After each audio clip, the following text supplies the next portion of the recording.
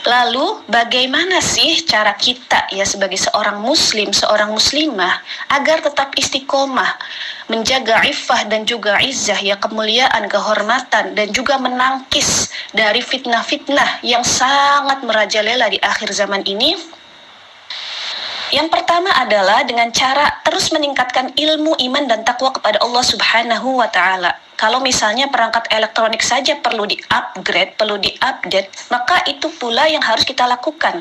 Upgrade ilmu, iman, dan takwa, ya, karena inilah sebenarnya perisai utama bagi seorang muslim dan muslimah dalam menghadapi serangan fitnah akhir zaman.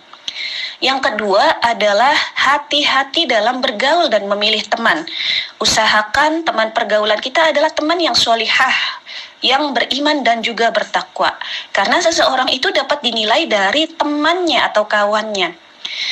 Torofah, seorang pujangga Arab, berkata di dalam syairnya, "Anil mar'i la tas'al wasal an qarinihi fa kullu qarinin bil muqarani yaqtadi."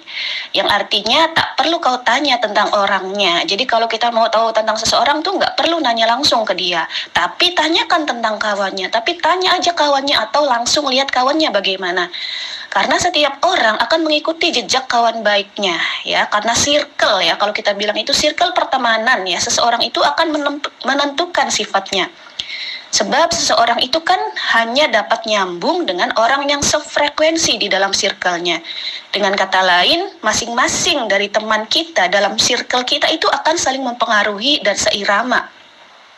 Sehingga kita bisa menilai seseorang dari circle pertemanannya. Oleh karena itu, bertemanlah dengan orang-orang yang baik, bertemanlah dengan orang-orang yang soleh, dan selektiflah dalam bergaul dan memilih teman.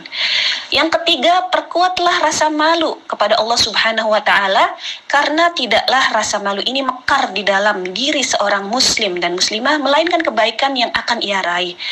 Rasulullah bersabda di dalam sebuah hadis, "Al-haya'u wal imanu kurina jami'an, fa idza rufi'a ahaduhuma rufi'al akhar." Malu dan iman senantiasa bersama. Apabila salah satunya dicabut, maka hilanglah lainnya. Ya, malu ini juga sebagai filter, ya, di zaman yang serba kita itu bisa memposting, men-share di sosial media kita. Maka rasa malu inilah yang memfilter, yang melindungi diri kita agar tidak memposting, men-share di sosial media kita sesuatu yang madharrah, ya, sesuatu yang tidak bersifat maslahat.